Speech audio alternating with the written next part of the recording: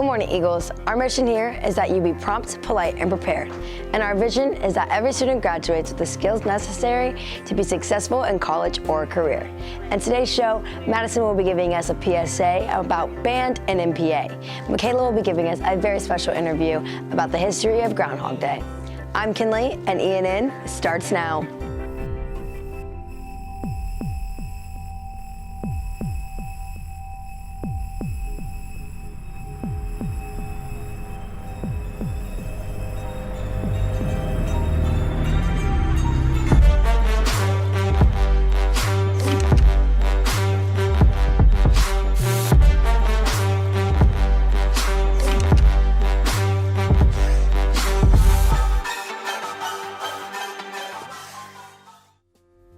Cold or hot, summer or spring, well, it has everything to do with Groundhog Day either way, and Michaela is going to be giving us all of the history about Groundhog Day.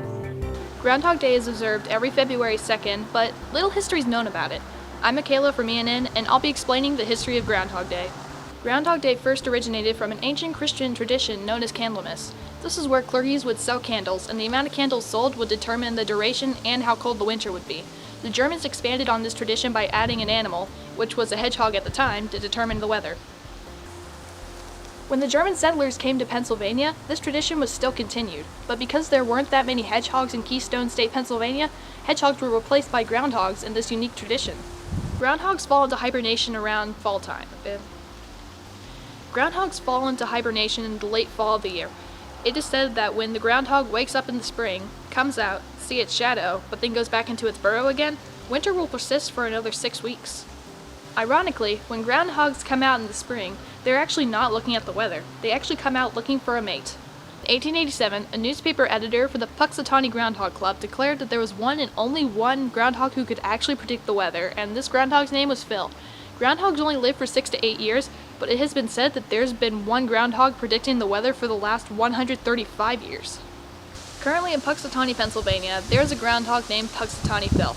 There is a group of 15 members known as the Inner Circle of the Groundhog Club, and these people are responsible for taking care of Phil throughout the year and making sure he's able to deliver the tradition of February 2nd. Groundhog Day of the German settlers of the past to the celebrations of today have always been interesting to look forward to and learn about. I'm Michaela from ENN, and this has been the history of Groundhog Day. Perfect. I cannot wait to see if we have 6 more long weeks of winter. But before we end our show, let's hear some announcements. Youth and Government is Monday is after school in Ms. Bork's room. Recycling and Environmental Club is Tuesdays at 2 p.m. after school, and Young Life meetings are Friday mornings at 6:30. Unfortunately, that's all the time we have for you today. This is Kinley, signing off of ENN.